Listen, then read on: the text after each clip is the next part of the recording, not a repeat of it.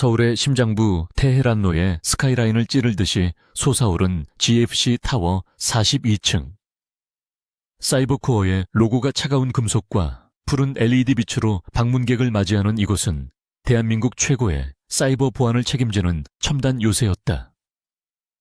유리벽 너머로 보이는 통제실에서는 수백 개의 화면이 쉴 새 없이 데이터의 흐름을 감시하고 있었고, 그 안을 오가는 직원들의 발걸음에는 한치의 오차도 없는 긴장감이 배어 있었다. 그 모든 긴장의 중심에 강서연 대표가 있었다. 그녀는 사이버코어의 얼음 여왕이라 불렸다. 30대 초반의 나이라고는 믿기지 않는 냉철한 카리스마와 어떤 위기 상황에서도 흔들리지 않는 강철 같은 이성. 오늘 역시 마찬가지였다. 주요 고객사인 K뱅크의 메인프레임을 대상으로 한 고강도 모의 해킹 훈련이 방금 종료되었고, 결과 보고를 위한 임원 회의가 그녀의 집무실에서 열리고 있었다. 방어율 98.7%. 업계 최고 수준입니다. 하지만 기술팀장이 조심스럽게 입을 열었지만 서연은 그의 말을 가로막았다. 그녀의 시선은 회의실 전면을 차지한 거대한 스크린에 고정되어 있었다. 스크린에는 복잡한 코드라인과 방화벽 로그가 폭포수처럼 쏟아지고 있었다. 그녀의 날카로운 눈이 로그의 특정 지점에서 멈췄다. 98.7%가 아닙니다. 뚫렸어요. 그녀의 목소리는 조용했지만 회의실의 공기를 순식간에 얼려버릴 만큼 단호했다. 여기 34번째 노드. 가상 트래픽으로 위장한 제로데이 공격의 흔적입니다. 공격자는 우리가 설정한 방어벽을 우회한 게 아니라 방어벽 스스로가 그들을 신뢰할 수 있는 사용자로 오인하게 만들었습니다. 아주 교묘한 방식이죠. 임원들의 얼굴이 하얗게 질렸다. K뱅크의 보안 시스템은 서연이 직접 설계에 참여한 사이버코어의 자존심과도 같은 작품이었다. 그것이 뚫렸다는 것은 단순한 훈련 실패 이상의 의미를 가졌다. 박성진 기술팀장이 식은땀을 닦으며 다급하게 스크린을 확대했다. 대표님, 하지만 로그상으로는 분명히 방어 성공으로 기록되어 있습니다. 시스템은 속지 않았습니다. 서연은 자리에서 일어나 스크린 앞으로 걸어갔다. 그녀의 맞춤형 블랙슈트가 움직일 때마다 조용한 마찰음을 냈고, 또각거리는 하이힐 소리가 회의실의 침묵을 갈랐다. 시스템은 속았어요, 박 팀장. 다만 우리가 시스템이 속았다는 사실조차 모르게끔 흔적을 지운 겁니다. 공격자는 자신의 존재를 숨기는데 성공했어요. 이건 1.3%의 실패가 아닙니다. 100%의 완벽한 패배예요. 그녀는 스크린의 한 지점을 손가락으로 가리켰다. 공격자는 우리가 이 훈련을 할 것을 알고 있었습니다. 정확히 15시 04분 33초 우리의 모든 감시가 모의 해킹 시뮬레이션에 집중된 순간 단 0.2초 만에 실제 데이터베이스에 접근 시도가 있었습니다. 그리고 그들은 이 로그를 남겼죠. 아직 멀었군, 얼음 여왕. 조롱 섞인 메시지였다. 회의실은 찬물을 끼얹은 듯 조용해졌다. 방금 전까지 업계 최고 수준의 방어율에 안도하던 임원들은 자신들이 얼마나 안일했는지 깨달았다. 서연은 그들의 표정을 차갑게 훑어보았다. K뱅크 측에는 우리가 공격을 막았다고 보고하세요. 대신 오늘 밤 12시까지 이 제로데이 취약점을 완벽하게 패치할 새로운 프로토콜을 내 책상 위에 올려놓으세요. 실패의 원인 분석 보고서도 함께. 그녀는 이상 회의 종료합니다. 라는 말을 남기고 먼저 회의실을 나섰다. 남겨진 임원들은 그제야 참았던 숨을 몰아쉬었다. 강서연 대표는 그런 사람이었다. 실패를 용납하지 않았고 감정을 드러내지 않았으며 언제나 완벽한 통제와 결과를 요구했다. 그녀가 구축한 사이버코어라는 초롱성은 그녀 자신을 닮아 한치의 빈틈도 허용하지 않는 듯 보였다. 하지만 그 누구도 몰랐다. 강철 같은 그녀의 갑옷 아래 6년째 아물지 않는 깊은 상처가 숨겨져 있다는 것을. 그리고 그 상처를 아프게 파고들 수 있는 유일한 존재가 그녀가 목숨처럼 지키는 요새 안에 조용히 자라고 있다는 것을 말이다. 서연은 자신의 집무실로 돌아와 통유리창 앞에 섰다. 해질녘 서울의 스카이라인이 붉게 물들고 있었다. 그녀는 가느다란 손가락으로 관자놀이를 꾹 눌렀다. 오늘 발견된 제로데이 공격은 단순한 외부 해커의 소행이 아니었다. 그 방식은 너무나도 교묘하고 대담했으며 무엇보다 익숙했다. 마치 과거의 망령이 손을 내미는 듯한 불길한 기시감이었다. 그녀의 시선이 책상 위에 놓인 작은 디지털 액자로 향했다. 그 안에는 6살 배기 남자아이가 환하게 웃고 있었다. 짙은 눈썹과 유난히 까만 눈동자, 그리고 웃을 때 살짝 올라가는 입꼬리. 아이는 서연을 놀랍도록 닮아 있었지만 동시에 그녀가 잊고 싶은 누군가를 떠올리게 하는 구석이 있었다. 아이의 이름은 강민준.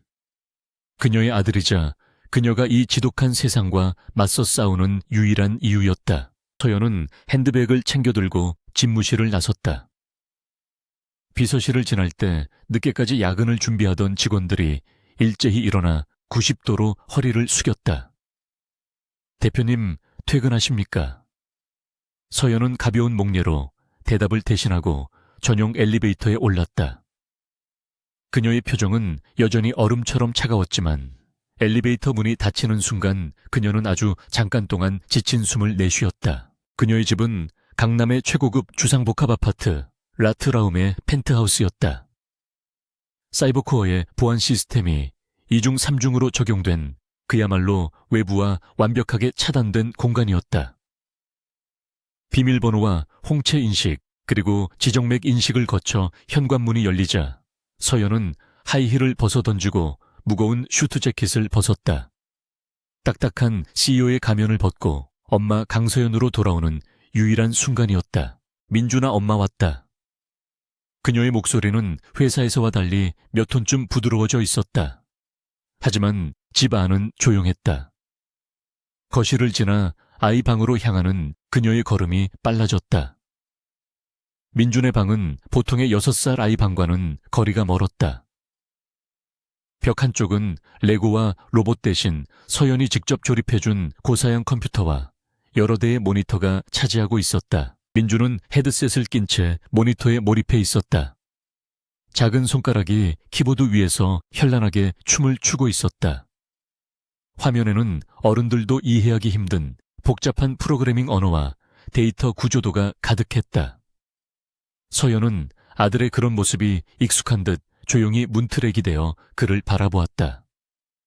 민준은 태어날 때부터 특별했다. 언어보다 숫자를 먼저 깨우쳤고 동화책보다 컴퓨터 공학 서적을 더 좋아했다. 서연은 아들의 천재성을 일찍부터 발견했다. 하지만 그녀는 그 재능이 세상에 알려지는 것을 극도로 경계했다. 민준의 존재 자체가 그녀에게는 지켜야 할 가장 중요한 비밀이었다. 그녀는 민준에게 컴퓨터를 가르쳐주면서 동시에 절대 넘지 말아야 할 선에 대해서도 엄격하게 교육했다. 그녀가 구축한 가정 내 네트워크는 외부와 완벽히 차단된 샌드박스 환경이었다. 민준아, 서연이 다시 한번 불렀다. 그제야 민준이 헤드셋을 벗고 천천히 고개를 돌렸다. 똘망똘망한 검은 눈동자가 서연을 향했다. 엄마, 다녀오셨어요. 아이는 감정 표현이 풍부한 편은 아니었지만 그 눈빛에는 엄마를 향한 깊은 신뢰와 애정이 담겨 있었다. 오늘 유치원에서 뭐 했어? 서연이 아들의 머리를 쓰다듬으며 물었다. 민준은 잠시 생각하더니 시시하다는 듯 입을 삐죽거렸다. 별거 안 했어요. 친구들은 내가 만든 블록 쌓기 게임이 너무 어렵다고 재미없대요. 민준이 말하는 블록 쌓기 게임은 사실 간단한 물리 엔진이 적용된 코딩 시뮬레이션에 가까웠다. 서연은 쓴웃음을 지었다. 아들의 지능은 이미 6살의 범주를 훌쩍 넘어섰다. 저녁은 먹었어. 이모님이 차려주신 거. 서연이 물었다. 네. 그런데 엄마 저 궁금한 게 있어요. 민준이 다시 모니터를 바라보며 말했다. 그의 모니터 한 구석에는 복잡한 알고리즘이 스스로 해체되고 재조립되는 과정이 시각화되어 나타나고 있었다. 엄마가 만든 아테나 실드요. 정말 세상에서 제일 완벽한 방패예요. 아테나 실드는 사이버코어의 핵심 보안 솔루션이자 오늘 K뱅크에서 뚫렸던 바로 그 방화벽의 이름이었다.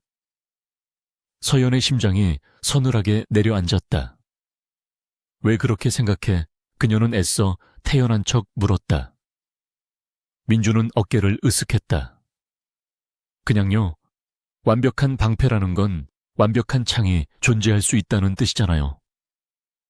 세상에 완벽한 건 없다고 엄마가 그랬는데 서연은 아들의 통찰력에 놀라움을 감출 수 없었다. 6살 아이의 입에서 나올 말이 아니었다. 맞아. 완벽한 건 없어. 그래서 엄마가 매일 노력하는 거고. 그녀는 화제를 돌렸다. 이제 그만 컴퓨터 끄고 씻자. 오늘은 엄마랑 같이 책 읽을까? 민주는 순순히 고개를 끄덕이고 자리에서 일어났다. 그날 밤 서연은 쉽게 잠들지 못했다. 민준의 방에서 희미하게 새어나오는 키보드 소리가 멈춘 것을 확인하고 나서야 그녀는 침실로 돌아왔다. 하지만 K뱅크에서 발견된 그 교묘한 침입의 흔적이 머릿속을 떠나지 않았다. 아직 멀었군 얼음 여왕. 그 메시지는 명백한 도발이었다. 그리고 그 도발의 방식은 그녀가 6년 전 끔찍한 기억과 함께 도망쳐 나왔던 바로 그곳 에이펙스 그룹의 방식과 소름 끼치도록 닮아 있었다. 에이펙스 그룹의 총수 권지훈. 자신의 욕망을 위해서라면 법과 윤리 따위는 가볍게 무시해버리는 남자. 한때는 그녀가 모든 것을 바쳐 사랑했던, 그리고 동시에 그녀의 모든 것을 앗아가려 했던 남자. 서연은 임신 사실을 알게 된 직후 그에게서 도망쳤다. 권지훈은 자신의 아이를, 자신의 후계자를 원했지만 서연은 자신의 아이가 그 괴물 같은 남자와 똑같이 자라도록 내버려 둘 수 없었다. 그녀는 자신의 모든 경력과 신분을 버리고 잠적했고 피나는 노력 끝에 사이버코어를 설립해 스스로를 지킬 성을 쌓았다. 민준을 지키기 위해서였다. 그런데 6년이 지난 지금 그가 다시 나타난 것일까? 아니면 그저 우연의 일치일까? 서연은 불안감을 떨쳐내려 애썼다. 그녀는 권지훈이 자신과 아들의 존재를 절대로 알지 못하도록 모든 흔적을 지웠다. 민주는 오직 강서연의 아들로만 세상에 존재했다. 그녀는 자신의 요새가 안전하다고 믿었다. 하지만 그녀가 모르는 사실이 하나 있었다. 그녀가 아들의 천재성을 과소평가했다는 것. 그리고 그녀가 아들을 위해 만들어준 안전한 샌드박스가 사실은 밖으로 통하는 작은 문을 감추고 있었다는 것을. 민주는 이미 오래전에 엄마가 설정해둔 보호장벽을 넘어 광활한 인터넷 세상으로 발을 내디뎠다. 같은 시각 민주는 자신의 침대에 누워 잠든 척하고 있었다. 방문이 닫히는 소리를 확인한 아이는 조용히 눈을 떴다. 그리고 침대 밑에 숨겨둔 소형 태블릿, PC를 꺼내 들었다. 화면에는 그가 오늘 낮에 유치원에서 지루한 시간을 보내는 동안 원격으로 실행시킨 프로그램의 결과가 떠 있었다. 그것은 아테나 실드의 취약점을 분석하는 프로그램이었다. 민주는 엄마의 회사가 오늘 모의 해킹 훈련을 한다는 것을 알고 있었다. 그리고 그는 엄마의 방화벽이 완벽하지 않다는 것도 알고 있었다. 그는 단지 호기심이 생겼을 뿐이다. 세상에서 가장 강하다는 엄마의 방패에 정말로 구멍이 있는지 확인해보고 싶었을 뿐이다. 프로그램은 성공적으로 취약점을 찾아냈고 심지어 그 구멍을 통해 K뱅크의 내부망에 아주 잠깐 접속하는 데 성공했다. 민주는 그곳에서 흥미로운 데이터를 발견했다. 프로메테스 프로젝트라는 이름의 비밀스러운 파일이었다. 하지만 그가 파일을 열어보기도 전에 알 수 없는 존재가 그의 접근을 감지하고 조롱하는 메시지를 남겼다. 아직 멀었군, 얼음 여왕. 민주는 그 메시지가 엄마를 향한 것이라는 걸 직감했다. 누군가가 엄마를 위협하고 있었다. 아이의 검은 눈동자에 차가운 분노가 어렸다. 그는 태블릿을 조작해 새로운 창을 열었다. 그리고 검색창에 한 단어를 입력했다. 에이펙스 그룹, 에이펙스 그룹. 엄마가 오늘 저녁 뉴스에서 그 이름이 나왔을 때 아주 잠깐이지만 손을 떠는 것을 보았기 때문이다. 강서연이 6년간 공들여 쌓아 올린 강철의 요새. 그녀는 외부의 적으로부터 스스로를 지키기 위해 모든 것을 바쳤다. 하지만 그녀는 알지 못했다. 요새에 가장 견고해야 할 내부에서 그녀가 가장 사랑하는 존재에 의해 작은 균열이 생기기 시작했다는 것을. 그리고 그 균열은 6년 전 멈춰버린 과거의 태엽을 다시 감기 시작하고 있었다. 강민주는 침대 시트 아래에서 태블릿 PC에 차가운 금속을 움켜쥐었다. 화면에는 에이펙스 그룹의 로고가 번쩍이고 있었다. 거대하고 오만한 세상을 집어삼킬 듯한 독수리의 형상이었다. 그리고 그 아래 권지훈 회장이라는 이름과 함께 한 남자의 사진이 떠 있었다. 웃고 있었지만 그 눈빛은 섬뜩할 정도로 차가웠다. 민주는 본능적으로 이 남자가 싫었다. 아이의 단순하지만 강력한 논리가 작동하기 시작했다. 엄마는 에이펙스라는 이름을 들었을 때 떨었다. 그리고 오늘 엄마의 시스템에 침입한 나쁜 사람은 엄마를 얼음 여왕이라고 불렀다. 그렇다면 에이펙스는 나쁜 사람이고 이 권지훈이라는 남자는 그 우두머리일 것이다. 그리고 그들은 엄마를 위협하고 있다. 6살 아이에게는 그 이상의 복잡한 분석이 필요하지 않았다. 태블릿은 장난감에 불과했다. 이 장난감으로는 에이펙스라는 거대한 성의 담벼락을 만져볼 수조차 없었다. 민주는 조용히 침대에서 빠져나왔다. 맨발이 차가운 원목 바닥에 닿아왔다. 방 안은 어두웠지만 책상 위를 차지한 세 대의 모니터에서 흘러나오는 푸른 대기 전력이 방 안의 공기를 미묘하게 진동시키고 있었다. 강소연은 아들을 위해 세상에서 가장 안전한 모래 상자를 만들어 주었다. 완벽하게 격리된 내부 네트워크 외부와는 철저히 차단된 시스템. 하지만 그녀는 아들의 성장 속도를 과소평가했다. 민준에게 그 모래 상자는 감옥이 아니라 로켓을 만들기 위한 발사대였다. 그는 이미 1년 전에 엄마가 만들어준 울타리에 논리적 허점을 간파했고 자신만의 뒷문을 만들어 두었다. 아이는 자신을 위해 맞춤 제작된 의자에 앉았다. 작은 손가락이 감당하기에는 너무 커 보이는 기계식 키보드 위에서 민준의 손가락은 발레리나처럼 우아하고 정확하게 움직였다. 엄마가 설정해둔 1차 방화벽, 2차 인증 시스템, 가상 네트워크, 격리 장치. 이 모든 것이 민준에게는 어린 시절 가지고 놀던 복잡한 퍼즐 상자에 불과했다. 그는 엄마의 시스템을 해킹하는 것이 아니었다. 그저 닫힌 문을 열고 나가는 것뿐이었다. 이제 민주는 광활한 인터넷의 바다에 접속했다. 하지만 그는 자신의 존재를 드러내지 않았다. 그가 직접 코딩한 다중 프록시 라우팅 프로그램이 작동하며 그의 접속 신호는 전 세계에 흩어져 있는 수십 개의 서버를 거치며 정체를 감추었다. 그는 시작하기도 전에 이미 유령이 되어 있었다. 그의 목표는 단 하나, 에이펙스 그룹이었다. 그는 에이펙스 그룹의 메인 프레임에 접속을 시도했다. 그들의 외부 방화벽은 실로 거대했다. 케르베로스라는 이름이 붙은 이 방어 시스템은 마치 지옥을 지키는 문지기처럼 사소한 포트 스캔 시도에도 공격적으로 반응했다. 민주는 흥미롭다는 듯이 그들의 방어 패턴을 관찰했다. 이것은 그가 유치원에서 하는 어떤 놀이보다도 훨씬 재밌는 궁극의 숨바꼭질이었다. 정면 돌파는 어리석은 짓이다. 그건 아마추어들이나 하는 방식이었다. 민주는 그들의 주변 시스템을 훑기 시작했다. 에이펙스 그룹의 공식 홍보 웹사이트 직원들이 사용하는 복지몰 포털, 심지어 본사 건물의 스마트 냉난방 관리 시스템까지. 그는 시스템의 결함이 아닌 그것을 설치한 인간의 나태함과 실수를 찾고 있었다. 그리고 예상대로 그는 그것을 발견했다. 본사 건물의 냉난방 시스템 AVAC을 원격으로 관리하기 위해 열어둔 지금은 아무도 사용하지 않는 낡은 유지보수 포털이었다.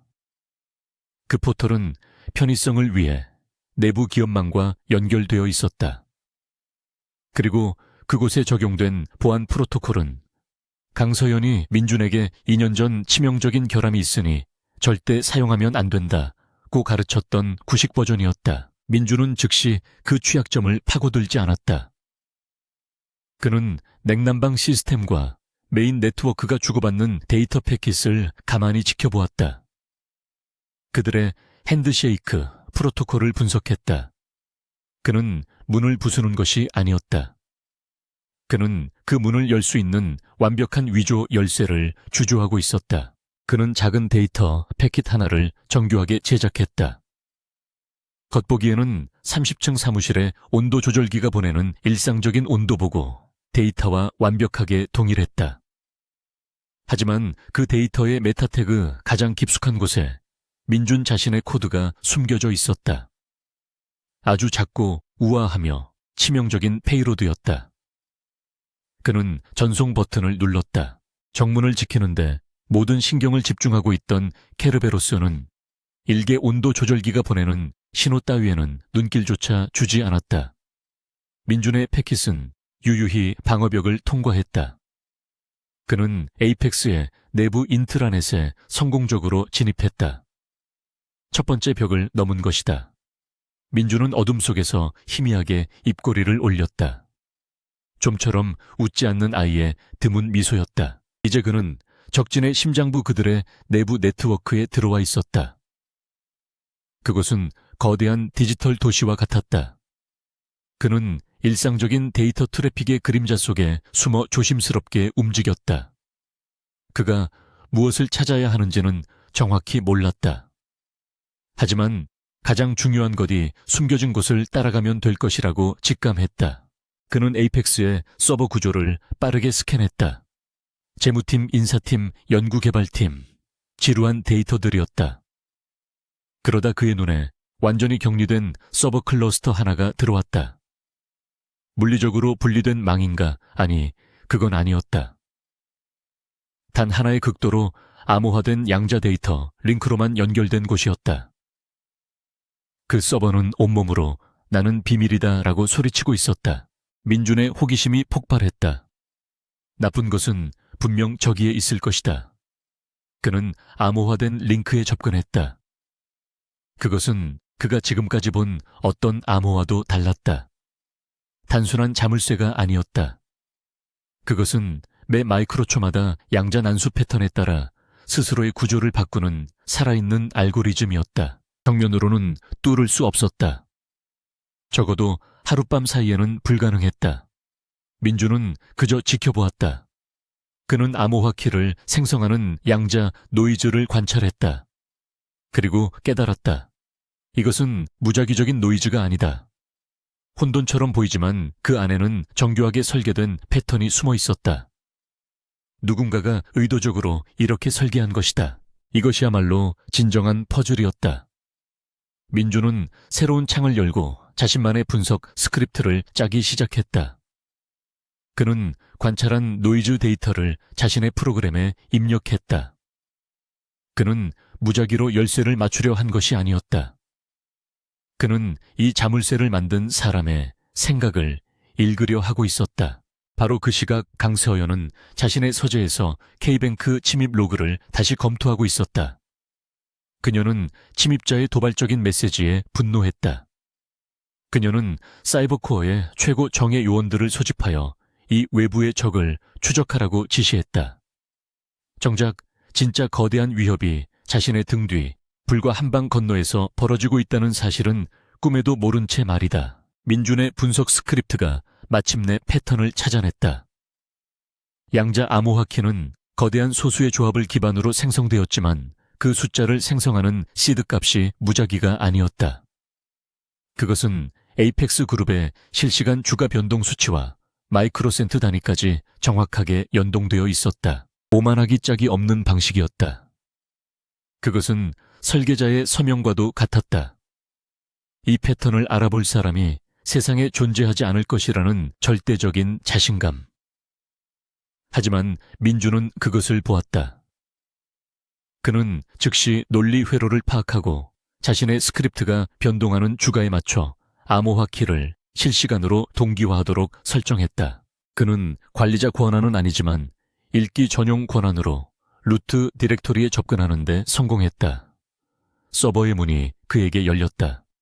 그 안에는 단 하나의 디렉토리만이 존재했다. 이름은 간단했다. 프로젝트 프로메테우스. 민주는 망설임 없이 그것을 클릭했다. 디렉토리 안에는 문서나 스프레드시트가 없었다.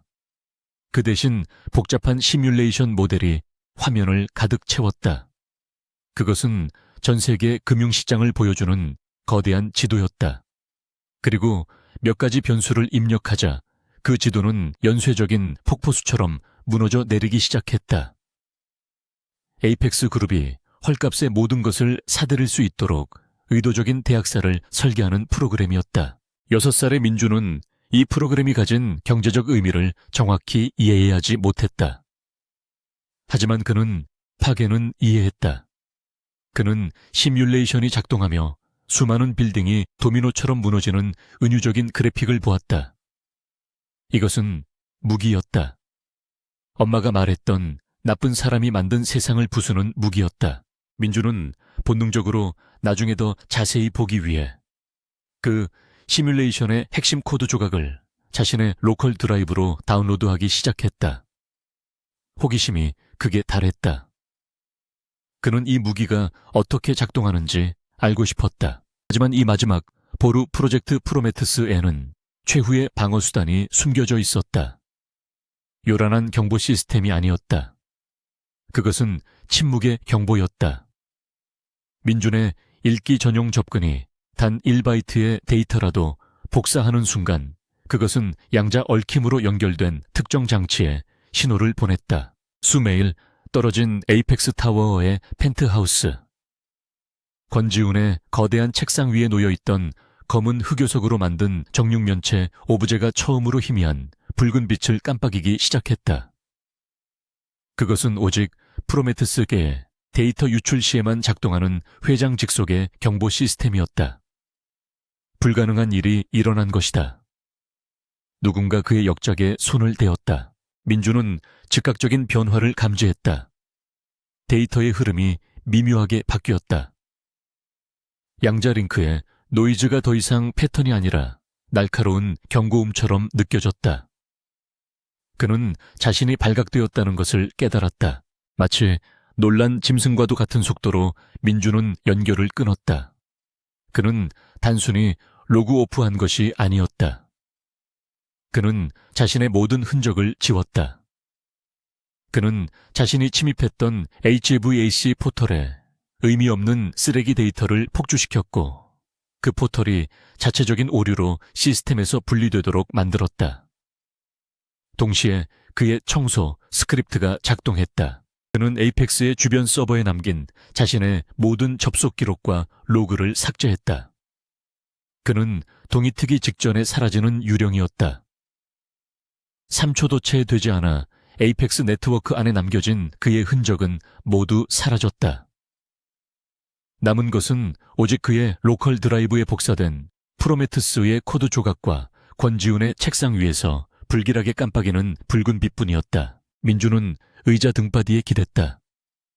난생 처음으로 심장이 격렬하게 뛰는 것을 느꼈다. 짜릿했다. 그리고 무서웠다. 그는 자신이 저장한 코드 조각을 바라보았다. 그는 자신이 나쁜 것을 찾아냈다는 것을 알았다. 그는 태블릿을 다시 침대 밑에 숨기고 이불 속으로 기어 들어갔다. 그의 마음은 그 어떤 슈퍼컴퓨터보다도 빠르게 회전하고 있었다. 그는 잠자는 곰을 건드린 것이 아니었다. 그는 곰의 발톱을 훔쳤다. 그리고 그 곰 권지훈은 이제 잠에서 깨어났다. 에이펙스 타워, 펜트하우스 권지훈 회장의 집무실. 거대한 통유리창 너머로 막 잠에서 깨어나는 서울의 스카이라인이 펼쳐져 있었지만 그 풍경은 권지훈의 눈에 들어오지 않았다. 그의 모든 시선은 책상 위에 놓인 검은 흑요석 정육면체에 고정되어 있었다. 어젯밤부터 시작된 지옥의 심장박동 같은 불길한 붉은 빛. 그것은 멈추지 않고 있었다. 프로메테스가 노출되었다. 그것도 단순한 외부의 스캔 시도가 아니라 누군가 가장 깊숙한 성소의 문을 열고 데이터의 일부를 복사해 갔다는 의미였다. 권지훈의 얼굴은 분노로 일그러지기 직전이었지만 그는 오히려 얼음처럼 차갑게 가라앉았다. 이것은 실수가 아니었다. 자신의 오만함에 대한 정면 도전이자 신성 모독이었다. 그는 인터컴 버튼을 눌렀다. 그의 목소리는 쇳소리처럼 낮고 날카로웠다. 박성호 실장, 지금 당장 내 집무실로 1분 주지. 그리고 45초 만에 땀 한 방울 흘리지 않은 완벽한 모습의 박성호가 문을 열고 들어섰다. 에이펙스 그룹의 보안을 총괄하는 오만하지만 유능한 그의 사냥개였다. 회장님 부르셨습니까? 박성호는 붉게 빛나는 흑요석을 흘깃보았지만 애써 태연한 표정을 유지했다. 그는 이 오브제의 의미를 아는 몇 안 되는 사람이었다. 불가능한 일이 벌어졌다는 뜻이었다. 권지훈은 자리에서 일어나지 않았다. 그는 턱짓으로 붉은 빛을 가리켰다.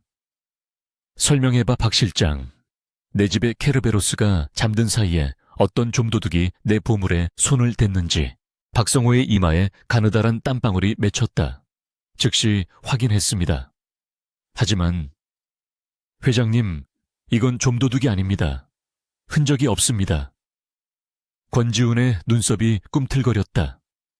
흔적이 없다고 수백억짜리 보안 시스템을 깔아놓은 이유가 그 흔적이 없다는 보고를 듣기 위해서였나.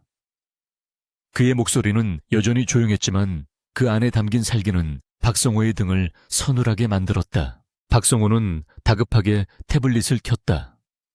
변명이 아닙니다, 회장님. 즉각 보안팀을 비상 소집했습니다.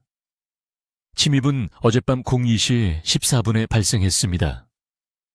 침입 경로는 본사 HVAC 냉난방 관리, 포털의 낡은 유지보수 백도어였습니다. 그는 이것이 그나마 변명의 여지가 될 것이라 생각했다. 기술적 해킹이 아니라 관리상의 허점이었으니까. 하지만 권지훈의 반응은 싸늘했다. 그래서 우리 회사의 심장부로 통하는 문을 에어컨 수리 기사들 수준으로 열어두었다, 이 말인가. 박성호는 입술을 깨물었다. 제 불찰입니다. 하지만 더 심각한 문제는 그 다음입니다. 침입자는 그 백도어를 통해 내부망에 들어온 직후 마치 유령처럼 사라졌습니다.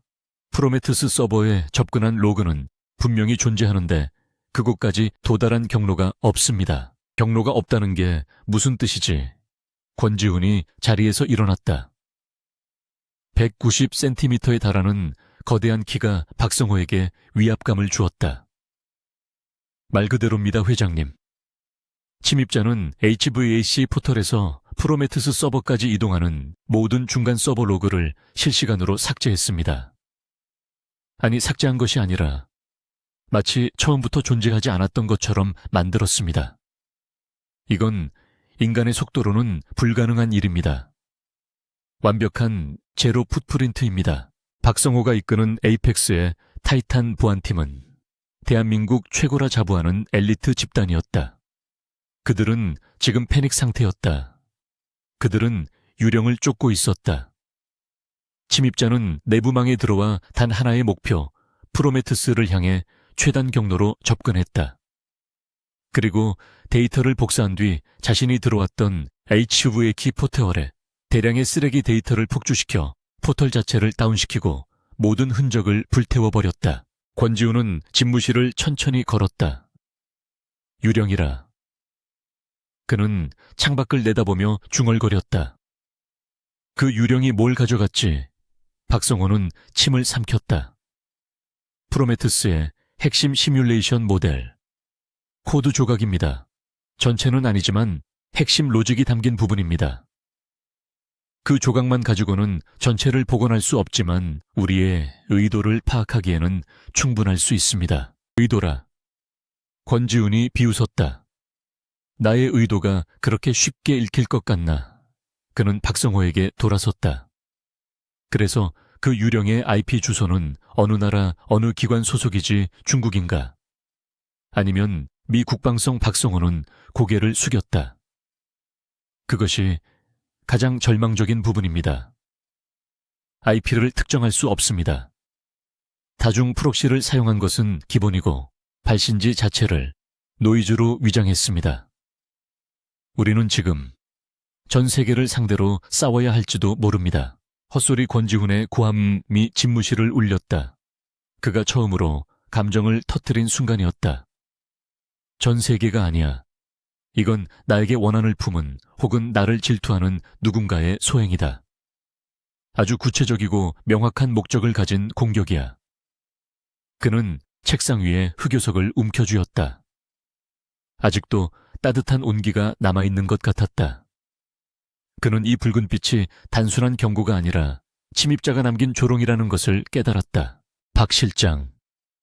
권지훈의 목소리가 다시 차갑게 가라앉았다. 너와 내 팀에게 24시간을 주지. 그 유령의 정체를 밝혀내. 만약 24시간 뒤에도 네가 가져오는 대답이 모르겠습니다라면 너는 이 빌딩의 냉난방 시스템 관리자로 일하게 될 거다. 물론 네가 직접 청소 도구를 들고 말이야. 알아들었나? 박성호는 온몸이 굳어지는 것을 느꼈다. 알아들었습니다, 회장님. 그는 자신의 오만함이 산산조각 나는 것을 느꼈다. 그는 권지훈에게 90도로 허리를 숙여 인사하고 도망치듯 집무실을 빠져나왔다. 권지훈은 다시 창밖을 바라보았다. 서울의 아침이 밝아오고 있었다. 감히 내 것을 탐내. 네가 누구든 내가 지옥 끝까지 쫓아가서 갈기갈기 찢어주겠다. 한편 타이탄 팀의 상황실은 전쟁터를 방불케 했다. 박성호는 자신의 분노를 팀원들에게 쏟아냈다. 전부 쓸어버려. HBVAC 포털 접속 기록. 최근 6개월치 전부 다 건물 출입 기록. 방문자 목록, 심지어 쓰레기 수거 업체까지 이 건물에 연결된 모든 디지털 기기를 이 잡듯이 뒤져 바늘구멍만 한 흔적이라도 찾아내. 하지만 그들의 노력은 허사였다. 민준이 남긴 흔적은 없었다. 그는 애초에 에이펙스 타워에 물리적으로 존재하지 않았다. 그는 수십 킬로미터 떨어진 자신의 방 안전한 모래 상자 안에서 이 모든 일을 저질렀다. 팀원들은 밤샘 작업으로 붉게 충혈된 눈으로 모니터를 노려보았지만 화면에는 의미 없는 데이터의 나열만이 계속될 뿐이었다. 그들은 자신들이 쫓는 유령이 어젯밤 엄마가 읽어주는 동화책을 듣다가 잠든 6살짜리 아이라는 사실을 상상조차 하지 못했다. 그들의 엘리트 의식과 수십억짜리 장비는 어린아이의 순수한 호기심과 천재성 앞에서는 무용지물이었다. 그들은 너무 복잡하게 생각했고 너무 거창한 적을 상정했다. 시간이 흐를수록 박성호는 초조해졌다. 그는 실패를 용납하지 않는 권지훈의 성격을 잘 알았다. 이대로라면 그는 정말로 청소부가 될 판이었다. 그는 사고의 방향을 틀어야 했다. 기술적인 흔적이 없다면 동기를 추적한다. 누가 감히 우리 에이펙스 그룹을 아니 권지훈 회장님을 공격할 배짱이 있는가? 그의 부하 중 한 명이 조심스럽게 입을 열었다. 실장님, 혹시 경쟁사일까요? 최근 몇 년간 우리에게 M&A 시장에서 연달아 패배한 그들 말입니다. 박성호의 눈이 번뜩였다. 경쟁사 그렇지 기술로 안 된다면 자본으로 우리를 흔들려는 속셈일 수도 있다. 그는 즉시 최근 에이펙스와 가장 격렬하게 대립했던 기업들의 리스트를 뽑으라고 지시했다. 수십 개의 기업 이름이 스크린에 떠올랐다. 그리고 그중 유독 눈에 띄는 이름이 하나 있었다. 최근 몇 년간 가장 폭발적으로 성장하며 K뱅크 보안 시스템 수주를 포함해 에이펙스의 영역을 조금씩 침범하고 있던 신흥 강자 사이버코어 사이버코어르. 박성호가 그 이름을 낮게 읊조렸다. 대표가 얼음 여왕이라고 불리는 그 여자 만나 강서연. 그는 최근 업계 동향 보고서에서 그녀의 사진을 본 기억이 났다. 젊고 아름답지만 얼음장처럼 차가운 인상을 가진 여자. 그는 권지훈 회장이 유독 이 신생 기업에 대해 불쾌감을 표시했던 것을 떠올렸다. 박성호는 이것이 해답일 수도 있다고 생각했다. 그들의 기술력이라면 이런 유령 같은 침입을 시도해볼 만했다. 어쩌면 K뱅K 모의 해킹 훈련에서 발견된 제로데이 공격 역시 그들이 우리를 교란시키기 위한 연막이었을지도 모른다. 그는 모든 조각이 맞춰지는 듯한 희열을 느꼈다. 그는 즉시 권지훈 회장에게 연결했다. 회장님, 아직 물증은 없습니다만 강력한 용의자를 압축했습니다. 권지훈의 목소리는 피곤함과 짜증이 섞여 있었다. 말해. 사이버코어입니다. 그리고 그 대표 강서연입니다. 전화기 너머로 잠시 침묵이 흘렀다. 그 침묵은 박성호가 예상했던 것보다 훨씬 길었다. 박성호는 자신이 뭔가 잘못 짚었나 싶어 불안해졌다. 그리고 마침내 권지훈의 목소리가 들려왔다. 얼음보다 차갑고 심연보다 깊은 목소리였다. 강서연이라고 권지훈은 그 이름을 반복해서 되뇌었다. 6년 전 자신의 소나기에서 벗어난 유일한 여자.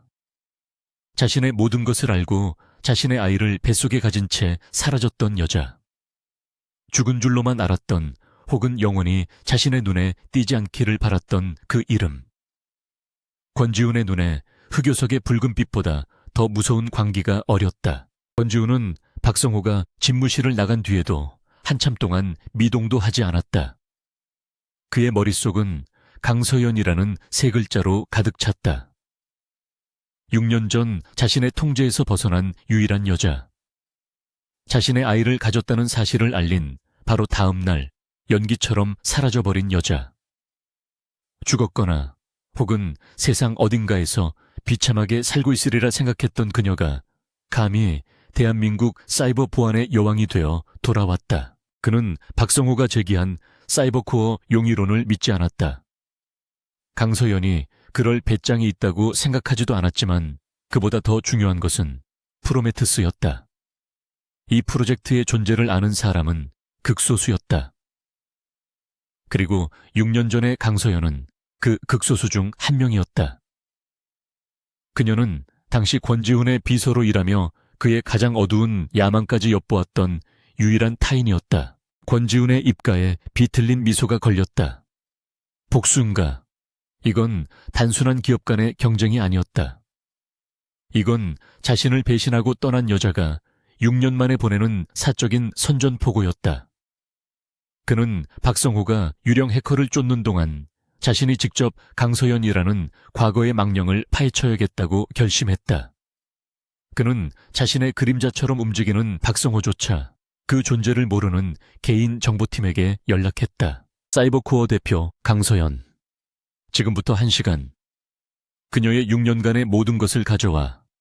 출생 학력 재산은 필요 없어. 사생활, 가족관계. 그리고 아이가 있는지 먼지 한 톨까지 샅샅이 뒤져. 그의 목소리는 얼음처럼 차가웠다. 만약 강서연이 정말로 이 모든 일의 배후라면 그녀는 자신이 판 무덤에 스스로 눕게 될 것이었다. 같은 시각 강서연은 사이버코어 자신의 집무실에서 K뱅크 침입 로그를 다시 검토하고 있었다. 아직 멀었군 얼음 여왕. 이 메시지는 그녀의 신경을 계속해서 긁어댔다. 얼음 여왕이라는 별명은 업계에서 얻은 것이지만 그 조롱의 뉘앙스는 6년 전 권지훈이 자신을 몰아붙일 때 쓰던 말투와 소름 끼치도록 닮아 있었다. 불길한 예감에 휩싸인 그녀는 그날 밤 평소보다 일찍 퇴근했다. 펜트하우스는 조용했다. 이모님이 차려놓은 저녁은 손도 대지 않은 채 식어 있었다. 민주는 이미 자신의 방에서 잠든 듯 했다. 서연은 조용히 아들의 방 문을 열었다. 새근새근 잠든 아들의 얼굴을 확인하고 나서야 그녀는 안도의 한숨을 내쉬었다. 하지만 그녀의 발걸음은 곧장 민준의 책상으로 향했다. 이것은 사생활 침해가 아니었다. 아들을 지키기 위한 엄마의 절박함이자 최고 보안 전문가의 직감이었다. 그녀는 자신이 직접 설계한 샌드박스 시스템의 관리자 로그에 접속했다. 그녀는 이 시스템이 완벽하게 격리되어 있다고 믿었다. 외부와는 그 어떤 데이터도 주고받을 수 없다고 확신했다. 로그 파일이 열리는 순간 서연은 온몸의 피가 차갑게 식는 것을 느꼈다. 존재해서는 안 될 접속 기록이 선명하게 남아 있었다. 그녀가 설정해둔 수십 개의 가상 방화벽을 우회한 흔적. 그것은 시스템의 결함이 아니었다. 누군가가 의도적으로 만든 뒷문이었다. 그리고 그 뒷문은 단 하나의 목적지를 향하고 있었다. 에이펙스 그룹, 서연의 심장이 발밑으로 추락했다. 권지훈이, 그 남자가 어떻게 6년 만에 자신과 민준의 존재를 알아내고 심지어 아들의 컴퓨터까지 접근했단 말인가. 그는 아들의 천재성을 역이용해 함정을 판 것이다. 서연은 분노보다 더 큰 공포에 휩싸여 잠든 민준을 흔들어 깨웠다. 민준아, 강민준 일어나. 그녀의 목소리는 다급함과 공포로 떨리고 있었다. 민준은 졸린 눈을 비비며 엄마를 바라보았다. 엄마, 아이는 한 번도 본 적 없는 엄마의 무서운 표정에 잠이 확 달아났다. 서연은 아들의 작은 어깨를 붙잡았다. 에이펙스 그룹, 네가 한 거야 아니면 누가 시킨 거야? 솔직하게 말해. 그녀는 차라리 아들이 누군가에게 속았거나 조종당했기를 바랐다. 하지만 민준의 대답은 그녀의 마지막 희망마저 부서뜨렸다. 민준은 엄마의 눈에 서린 공포를 보고 자신이 무언가 잘못 건드렸다는 것을 직감했다. 하지만 그는 거짓말을 하지 않았다. 내가 했어요. 아이의 목소리는 작았지만 단호했다. 민준은 자신이 어젯밤 겪었던 일을 서툴게 설명하기 시작했다. K뱅크에서 엄마를 조롱했던 나쁜 사람. 그리고 그 나쁜 사람이 에이펙스 소속일지도 모른다는 의심. 엄마를 지켜주고 싶었어요. 아이의 순수한 동기가 비수가 되어 서연의 심장에 박혔다. 그래서 뭘 봤어? 뭘 가져온 거야? 민준은 주저하며 자신의 태블릿을 꺼냈다. 그리고 어젯밤 자신이 다운로드한 코드 조각을 보여주었다. 화면에 떠오른 프로젝트 프로메테스라는 단어. 서연은 숨이 멎는 것 같았다. 눈앞이 하얗게 변했다. 그것은 단순한 데이터가 아니었다. 그것은 6년 전 권지훈이 법과 윤리를 무시하고 세상을 집어삼키기 위해 구상했던 광기 어린 계획의 이름이었다. 그녀가 그에게서 도망친 결정적인 이유, 자신의 아이를 저런 괴물의 후계자로 만들 수 없다는 절박함의 근원이었다. 그런데 그녀가 목숨처럼 지키려 했던 아들이 제 발로 지옥의 문을 열고 그 안을 들여다본 것이다. 서연은 민준을 끌어안았다. 아들의 몸은 작고 따뜻했지만 그녀의 몸은 공포로 사시나무처럼 떨리고 있었다. 민준아, 약속해. 다시는 그 근처에도 가지 마. 이건 게임이 아니야. 이건 괴물을 깨우는 일이라고. 바로 그 시각 에이펙스 타워의 권지훈은 방금 도착한 보고서를 읽고 있었다. 그의 개인 정보팀은 약속한 1시간보다 20분이나 빨리 결과물을 가져왔다. 강서연 개인 상세 보고서. 그는 서류의 앞부분은 건성으로 넘겼다. 사이버코어의 눈부신 성공 신화 따위는 관심 없었다. 그의 시선은 가족관계 항목에서 멈췄다. 관계모, 성명 강서연 미혼모. 그리고 그 아래 관계자, 성명 강민준, 연령 6세만 5세. 6세, 6년. 권지훈의 머릿속에서 모든 것이 멈췄다. 6년 전 그녀가 사라졌다. 그리고 6살짜리 아이가 있다. 그는 손가락으로 날짜를 계산할 필요조차 없었다. 그의 피가 격렬하게 요동치기 시작했다. 보고서에는 첨부 파일이 있었다. 강민준 연료 최근 사진 유치원 발표회. 권지우는 떨리는 손으로 파일을 클릭했다. 모니터 화면 가득 작은 턱시도를 입고 잔뜩 뚱한 표정으로 서 있는 남자아이의 얼굴이 떠올랐다. 권지우는 숨을 삼켰다. 그는 거울을 보는 것 같았다. 자신의 낡은 앨범 속 어린 시절 사진과 소름 끼치도록 똑 닮은 얼굴이었다. 짙은 눈썹, 날카로운 눈매, 그리고 모든 것에 불만인 듯 꾹 담은 입술까지. 그것은 의심할 여지 없는 권지훈의 축소판이었다. 내 아들. 그의 입에서 거친 숨과 함께 중얼거림이 새어나왔다. 강서연이 감히 자신의 아들을 에이펙스의 유일한 후계자를 6년 동안이나 훔쳐서 숨겨왔단 말인가. 그는 다시 책상 위에 붉게 빛나는 흑요석을 바라보았다. 그리고 깨달았다. 유령 해커, 6살짜리 천재 아들. 모든 조각이 하나의 끔찍하고도 완벽한 그림으로 맞춰졌다. 권지우는 의자 깊숙이 몸을 기댔다. 그리고 다음 순간 그의 입에서 광기 어린 웃음이 터져 나왔다. 하하하하하. 집무실에 그의 웃음소리가 울려 퍼졌다. 그는 분노한 것이 아니었다. 그는 감탄하고 있었다. 대단하군, 강서연. 정말 대단해. 그녀는 도망친 것이 아니었다. 그녀는 복수를 준비한 것이다. 그녀는 자신의 아들을, 자신의 핏줄을 자신을 향한 가장 날카로운 비수로 키워낸 것이다. 6살짜리 아이를 훈련시켜 에이펙스의 심장부를 해킹하게 만들었다. 권지우는 이 지독한 배신과 기막힌 우연의 희열을 느꼈다.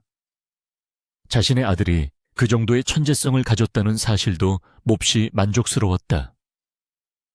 감히 내 아들을 이용해 나를 공격해 그는 이 게임이 마음에 들었다. 하지만 게임은 공평해야 했다. 그는 즉시 박성호 실장에게 연결했다. 그의 목소리는 방금 전의 광기를 감추고 다시 차가운 CEO의 것으로 돌아와 있었다. 박 실장. 유령 추적은 잠시 중단한다. 박성호가 의아해하기도 전에 그가 말을 이었다. 지금 당장 사이버코어의 강서연 대표에게 공식 미팅을 요청해. 주제는 K뱅크 보안 관련 긴급 협력 논의라고 전해. 거절할 수 없는 제안을 해야지. 그리고 내가 직접 가겠다고 해. 권지훈은 모니터 속 아들의 사진을 바라보며 말했다. 내 아들을 되찾을 시간이군. 강서연은 자신의 집무실에서 밤을 새웠다. 아들 민준이 가져온 프로메테스의 코드 조각은 그녀가 6년간 애써 묻어두려 했던 권지훈의 관계를 생생하게 증명하고 있었다. 그것은 단순한 금융사기 프로그램이 아니었다. 국가 경제의 근간을 흔들고 그 폐허 위에서 에이펙스 제국을 세우려는 거대한 파괴의 설계도였다. 그녀는 이제 도망칠 곳이 없다는 것을 깨달았다. 괴물이 깨어났고 그 괴물은 자신의 아들을 표적으로 삼았다. 아침이 밝아오자마자 비서실에서 긴급 인터컴이 울렸다. 대표님, 방금 에이펙스 그룹 권지훈 회장 측에서 공식 미팅을 요청해 왔습니다. 서연의 손에 들려있던 태블릿 PC가 미세하게 떨렸지만 그녀의 목소리는 평소와 다름없이 차가웠다. 이유는 비서는 당황한 목소리로 답했다. K뱅크 보안 관련 긴급 협력 논의라고 합니다.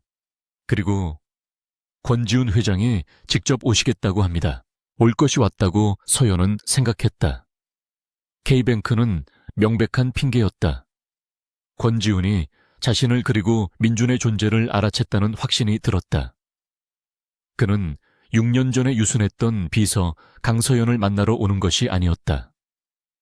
그는 자신의 것을 되찾으러 오는 포식자였다. 그녀는 심호흡을 하고 대답했다. 좋아요. 오늘 오후 2시 우리 회사 13층 전략 회의실로 오시라고 하세요. 피할 이유는 없죠. 그녀는 통화를 끊고 즉시 이모님에게 연락했다. 오늘 민준이 유치원 끝나면 곧장 제주도 별장으로 데려가세요. 일주일간. 아니, 내가 다시 연락할 때까지 절대 서울로 올라오지 마세요. 아무에게도 연락하지 마시고요. 그녀는 아들을 전쟁터에서 멀리 떨어뜨려 놓아야 했다.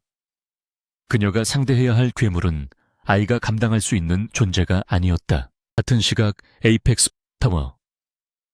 권지우는 거울 앞에서 자신의 넥타이를 바로잡았다. 그의 표정은 6년 만에 재회를 앞둔 설렘이 아니라 사냥감을 몰아넣은 사냥꾼의 만족감으로 가득 차 있었다. 그는 강서연이 보낸 선물 해킹에 대한 답례를 하러 가는 길이었다. 그는 강서연이 자신의 아들, 그 천재적인 꼬마를 앞세워 자신을 협박하려 한다고 굳게 믿었다. 그의 머릿속 시나리오는 완벽했다. 강서연은 프로메테우스 데이터 조각을 가지고 자신과 거래를 하려 할 것이다. 돈 혹은 사이버 코어의 지분. 하지만 그녀는 몰랐다. 권지훈에게 그 데이터는 중요하지 않았다. 그는 이미 자신의 아들, 자신의 유일한 핏줄을 발견했다. 그에게는 이제 후계자가 더 중요했다. 데이터는 파괴하면 그만이지만 핏줄은 그럴 수 없었다. 박성호 실장이 조심스럽게 물었다. 회장님, 보안팀을 대동하시겠습니까? 사이버코어는 적진입니다. 권지우는 그를 한심하다는 듯 쳐다보았다. 적진 아니 박 실장. 그곳은 내 아들이 자라난 보육원 같은 곳이지. 그리고 나는 오늘 그곳의 원장을 만나러 가는 것뿐이야. 감사 인사를 전해야지. 내 아들을 이렇게 훌륭한 해커로 키워줘서 고맙다고. 그의 오만함은 하늘을 찔렀다. 그는 강서연이 6년 동안 자신의 아들을 인질로 삼고 자신을 향한 복수를 준비했다고 확신했다. 그리고 그 복수의 핵심이 바로 프로메테우스 데이터라고 생각했다. 그는 자신이 이 게임의 모든 규칙을 꿰뚫고 있으며 강서연은 자신의 손바닥 안에서 놀아나는 나비에 불과하다고 여겼다. 그는 이 모든 것을 제자리로 돌려놓을 참이었다. 오후 2시 사이버코어 43층 전략회의실. 거대한 통유리 창으로 서울의 정영이 한눈에 들어오는 마치 하늘 위에 떠있는 듯한 공간이었다. 강서연은 창가에 서서 도시를 내려다보고 있었다. 약속 시간 1분 전 회의실 문이 열리고 권지훈이 들어섰다. 6년 만에 마주한 그는 기억 속보다 더 거대하고 위압적인 존재가 되어 있었다. 권지훈은 경호원도 비서도 대동하지 않고 혼자였다. 그것은 그의 절대적인 자신감의 표현이었다. 그는 서연의 맞은편에 자연스럽게 앉아 마치 제 집무실인 것처럼 다리를 꼬았다. 오랜만이군, 강서연 대표. 아니, 얼음 여왕이라고 불러야 하나 이 멋진 성의 주인에게는 그 편이 더 어울리겠어. 그의 목소리에는 노골적인 조롱이 담겨 있었다. 서연은 천천히 돌아섰다. 그녀의 얼굴에는 6년 만의 재회에 대한 감상 따위는 없었다. 오직 차가운 분노와 얼음 같은 경멸만이 자리 잡고 있었다. 권지훈 회장님, 에이펙스 그룹의 수장이 K뱅크 보안 문제로 이렇게 직접 행차하실 줄은 몰랐네요. 그 정도로 심각한 사안이었습니까? 그녀는 그의 조롱을 정면으로 받아치며 그가 꺼낸 핑계를 먼저 언급했다. 권지훈은 만족스럽다는 듯이 웃었다. K뱅크, 아 그래. 그런 시시한 일로 이 얼음성까지 왔을 리가. 본론으로 들어가지. 쇼는 끝났어, 서연아. 네가 보낸 메시지 잘 받았어. 아주 인상적이더군. 내 심장부에 정확히 비수를 꽂았어. 그는 테이블을 손가락으로 톡톡 두드렸다. 그래서 네가 원하는 게 뭐야? 서연은 그의 말을 이해할 수 없었다. 메시지 비수근은 민준의 해킹을 자신이 시킨 일이라고 완전히 오해하고 있었다. 이 오만함, 이 지독한 자기중심적 사고. 6년 전과 조금도 변하지 않았다. 서연은 이 오해가 자신에게 유리한 패가 될 수 있음을 직감했다. 그녀는 굳이 오해를 바로잡지 않았다. 내가 원하는 걸 알면서 물으시는 건가요? 권지훈의 눈이 번뜩였다. 역시 그랬다. 그녀가 모든 것을 계획한 것이다. 그는 의자 등받이에 몸을 기댔다. 그래, 네가 원하는 걸 주지. 아니, 그 이상을 줄게. 너 참 대단한 일을 했더군. 내 아들을, 내 핏줄을 그렇게 훌륭하게 키워냈어. 감히 내 시스템을 뚫을 정도로 말이야.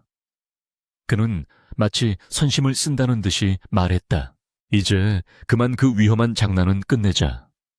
프로메테스인지 뭔지 네가 가진 그 쓰레기 데이터는 전부 나에게 넘겨. 그리고 내 아들 민준이도 데리고 이리 와. 내 성으로.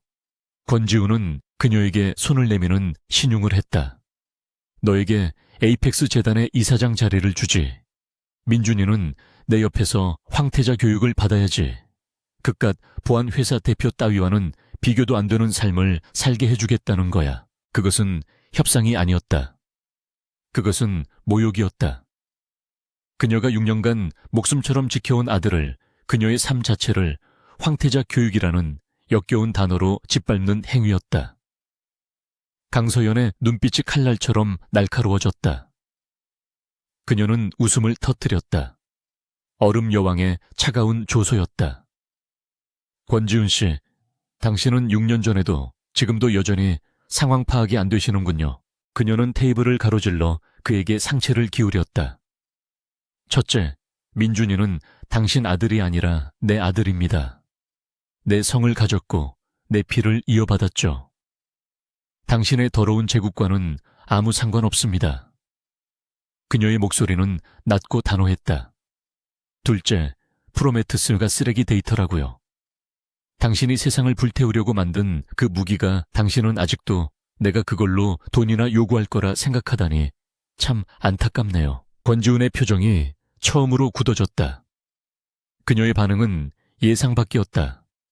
두려움이나 탐욕이 아니라 순수한 분노와 경멸이었다. 서연은 자리에서 일어났다.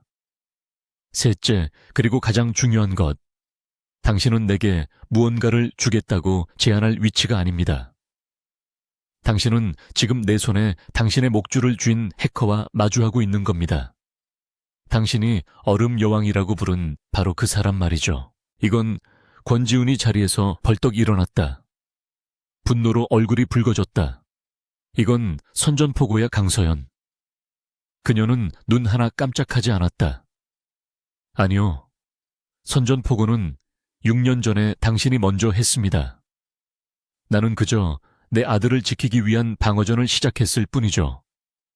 이제 그만 돌아가세요, 회장님. K뱅크 보안 문제는 우리 팀에서 알아서 처리할 테니 당신은 당신 회사에 프로메테스나 잘 지키고 계시죠. 권지훈은 불타는 듯한 눈으로 서연을 노려보았다. 그는 이가 갈리는 것을 느꼈다. 6년 전에 유약했던 여자는 죽고 없었다. 그의 앞에는 자신을 뛰어넘을지도 모르는 괴물이 서 있었다. 그는 아무 말 없이 돌아서서 회의실을 나갔다. 문이 닫히는 소리가 폭발음처럼 크게 울렸다. 권지훈이 완전히 사라지고 나서야 서연은 다리가 풀리는 것을 느끼며 의자에 주저앉았다. 그녀의 등은 식은땀으로 축축했다. 그녀는 이겼다. 적어도 첫 번째 전투에서는. 하지만 그녀는 알았다. 권지훈은 이제 모든 수단을 동원해 자신과 민준을 짓밟으려 할 것이다.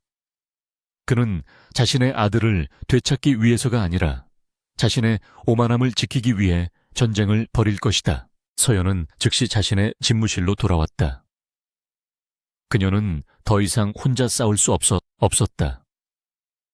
그녀는 사이버코어에서 가장 신뢰하는 두 사람, 기술총괄 이사 박성진과 법무팀장 최민아를 긴급 호출했다. 그녀는 민준의 존재를 드러낼 수는 없었지만 프로메테스의 존재는 밝혀야 했다. 지금부터 내가 하는 말은 우리 세 사람의 목숨이 걸린 일입니다. 서연은 비장한 표정으로 입을 열었다. 그녀는 민준이 가져온 코드 조각을 모니터에 띄웠다. 이건 에이펙스 그룹이 대한민국 전체 금융시장을 붕괴시키기 위해 만든 디지털 무기입니다. 나는 이것을 익명의 제보자로부터 입수했습니다. 박성진 이사와 최민아 팀장의 얼굴이 하얗게 질렸다. 그들은 그 코드의 의미를 즉각 파악했다. 이것은 범죄 그 이상이었다. 서연은 말을 이었다. 박 이사 당신은 이 코드를 역으로 분석해 에이펙스가 실행 버튼을 누르기 전에 막을 수 있는 백신을 개발하세요. 동시에 그들의 시스템에 합법적으로 접근할 수 있는 모든 경로를 찾아내세요. 권지우는 분명 우리를 다시 공격할 겁니다. 그녀는 최민아 팀장을 바라보았다. 최 팀장 당신은 이 데이터를 가지고 검찰을 움직일 방법을 찾으세요. 권지우는 분명 우리를 먼저 공격할 겁니다. 법적인 방패와 동시에 그를 한 방에 무너뜨릴 수 있는 법의 창을 준비해야 합니다. 이것은 사이버코어의 생존이 걸린 문제입니다. 두 사람은 말없이 고개를 끄덕였다. 그들은 얼음 여왕의 눈에서 단순한 분노가 아닌 무언가를 지키기 위한 절박한 결의를 보았다. 강서연의 방역, 여왕의 수는 이제 막 체스판 위에 놓였다. 권지훈이 자신의 오만함 속에서 다음 수를 고민하는 동안 그녀는 이미 전쟁을 시작했다. 권지훈은 에이펙스 타워의 집무실로 돌아왔다. 그의 얼굴은 6년 전 강서연을 잃었던 날보다 더 차갑게 일그러져 있었다. 감히 자신에게 선전포고를 해 자신의 아들을 무기로 삼아 자신을 협박해 6년간 숨어 지낸 쥐새끼가 고양이의 목에 방울을 달았다고 착각하고 있었다. 그는 오만함이 상처 입은 것이 아니었다. 그는 자신의 소유물이 감히 주인을 거역했다는 사실에 분노했다. 그는 즉시 박성호 실장을 호출했다. 그의 목소리는 이제 분노를 넘어선 비인간적인 냉기를 띠고 있었다. 박 실장, 지금부터 자네의 유일한 임무는 하나다. 사이버코어, 그 얼음 여왕의 성을 잿더미로 만들어라. 박성호는 이 순간을 기다렸다는 듯이 눈을 빛냈다. 어느 정도로 말씀이십니까, 회장님? 데이터 삭제, 그런 유치한 장난이 아니야. 권지훈이 으르렁거렸다. 그들의 모든 고객사 데이터베이스를 오염시키고 그들의 핵심 보안 솔루션인 아테나 실드가 사실은 치명적인 바이러스의 숙주였다는 것을 만천에 공개해 K뱅크를 포함한 모든 고객이 그들을 고소하고 강서연이 길바닥에 나앉아 무릎 꿇고 내게 자비를 구걸하게 만들어. 수단과 방법은 가리지 마. 박성호는 희열을 느꼈다. 회장의 분노는 그에게 무소불위의 권력을 의미했다. 그는 타이탄팀의 모든 자원을 총동원했다. K뱅크에서 테스트했던 제로데이 취약점을 기반으로 그는 아테나 실드 자체를 무력화하고 역으로 감염시킬 수 있는 흉악한 원바이러스를 완성시켰다. 동시에 전 세계에 심어둔 좀비 PC를 동원한 최대 규모의 분산 서비스 거부 DDoS 공격을 준비했다. 바로 그 시각 사이버코어의 통제실. 강서연은 박성진 이사와 최민아 팀장에게 비상사태를 선포했다. 전쟁은 시작됐습니다. 권지훈은 분명 오늘 밤을 넘기지 않고 우리를 공격할 겁니다. 그녀의 말이 끝나기 무섭게 통제실의 메인 스크린이 붉은색 경고로 물들기 시작했다. 수백만 개의 비정상적인 트래픽이 전 세계에서 동시에 사이버코어의 메인 서버를 향해 밀려들고 있었다. 디도스 공격입니다. 대표님, 이건 우리가 지금까지 겪어본 수준이 아닙니다. 트래픽이 기하급수적으로 늘고 있습니다. 박성진 이사가 다급하게 외쳤다. 아테나 실드가 자동 방어 모드로 전환되며 트래픽을 분산시키기 시작했지만 공격의 규모는 상상을 초월했다.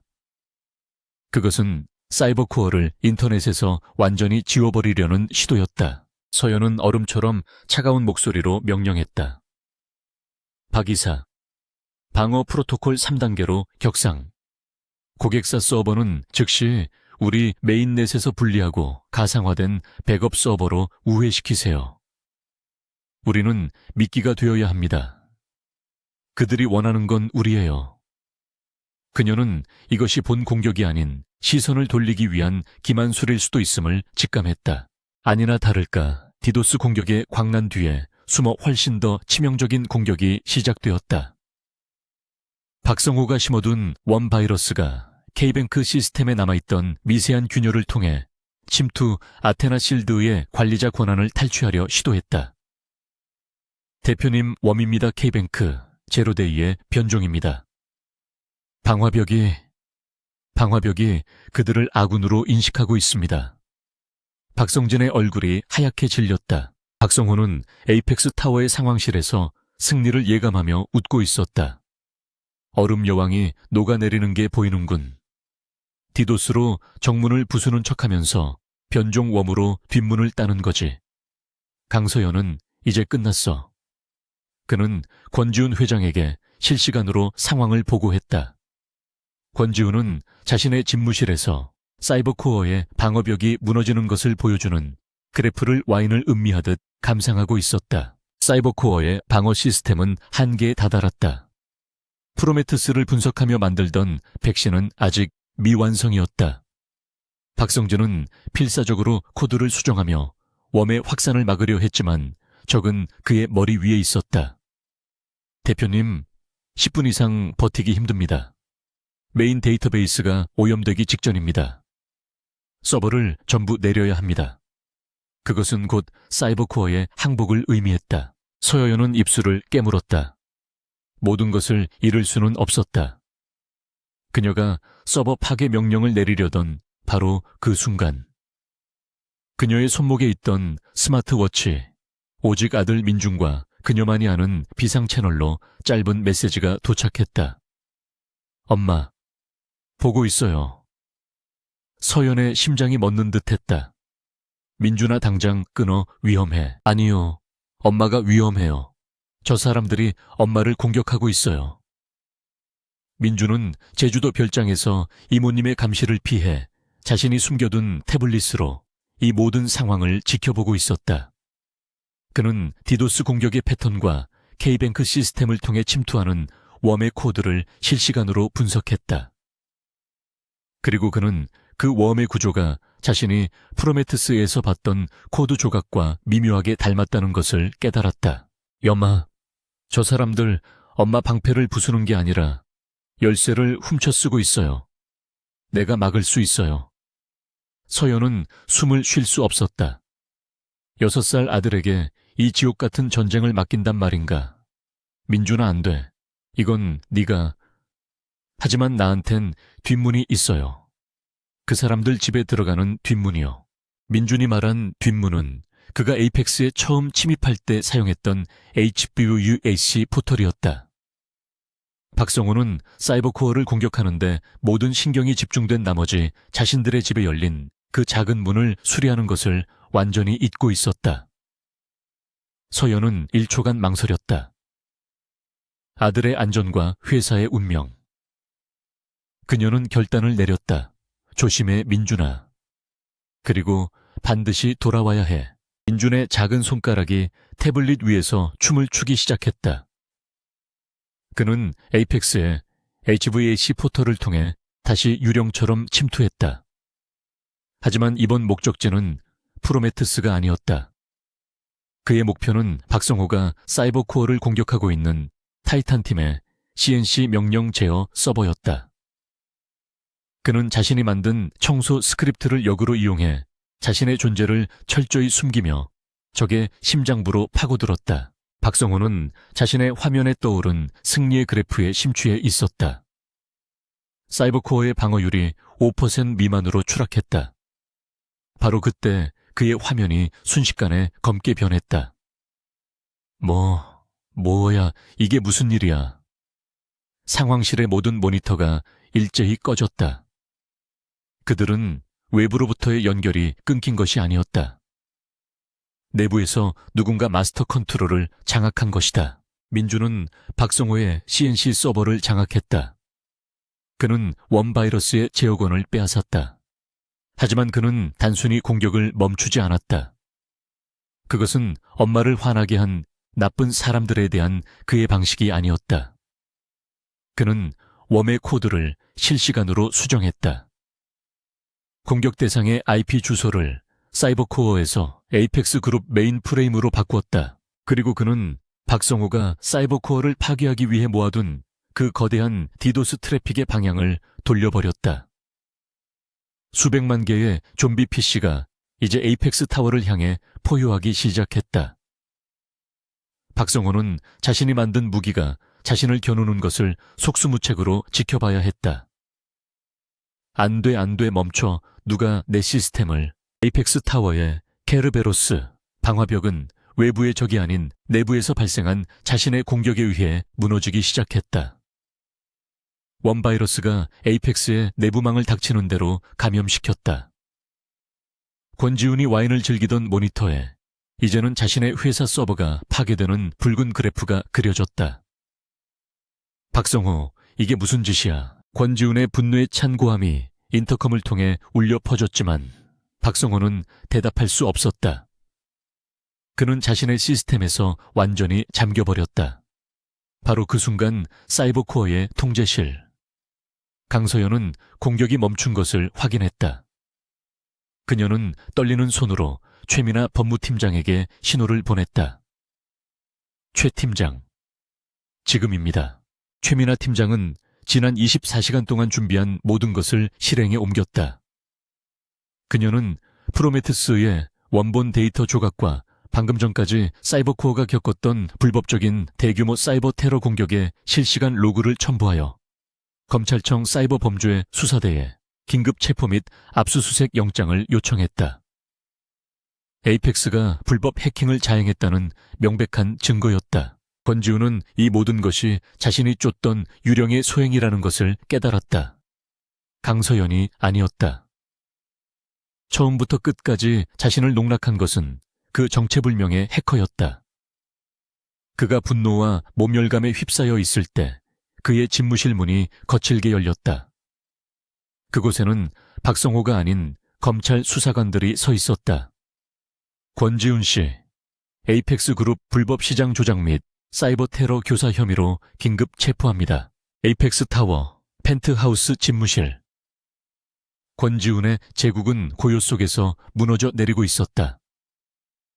검찰 수사관들이 그의 신성불가침 영역이었던 집무실 문을 열고 들어섰을 때 그는 이것이 강서연이 보낸 또 다른 협상 카드라고 착각했다. 하지만 그들의 손에 들린 것은 차가운 금속의 수갑과 압수수색 영장이었다. 불법 시장 조작 프로메테스, 그리고 주요 통신망 교란 및 사이버 테러 교사. 모든 증거가 명백했다. 그는 자신의 변호인단을 부르며 고함을 질렀다. 당신들 지금 누굴 건드리는지 알고 있어. 하지만 수사관들은 냉정했다. 그들의 손에는 박성호의 CNC 서버에서 실시간으로 확보된 사이버코어를 향한 공격 명령 로그가 들려 있었다. 강서연이 아니라 아들 민준이 돌려보낸 그 증거였다. 권지훈은 그제야 깨달았다. 자신이 강서연을 얕본 것이 아니었다. 그는 존재조차 몰랐던 유령에게 패배한 것이다.